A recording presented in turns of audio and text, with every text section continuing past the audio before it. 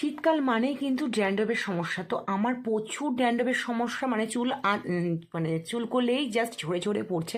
তো সেই জন্য আমি ভাবলাম যে হেয়ার ফলেরও সমস্যা হচ্ছে, আর ড্যান্ড্রফ তো প্রচুর মাত্রায় রয়েছে। তো গরমের দিনেও ড্যান্ড্রফ থাকে, কিন্তু সেটা কিন্তু স্ক্যাল্পে লেগে থাকে। আর শীতের দিনে কিন্তু স্ক্যাল্প ড্রাই হয়ে যায়, তখন কিন্তু জাস্ট চুলটা আঁচড়ালেই কিন্তু ঘষে ঘষে পড়তে থাকে। তো সেইটার উপায়, মানে সেটা থেকে বাঁচার জন্য এখানে 5টা জিনিস নিয়ে নিয়েছি। এখানে নিয়েছি জবা ফুলের পাতা, জবা ফুল, অ্যালোভেরার জেলটা, মানে অ্যালোভেরা আমি গাছ ছিল, গাছ থেকে কেটে নিয়েছি।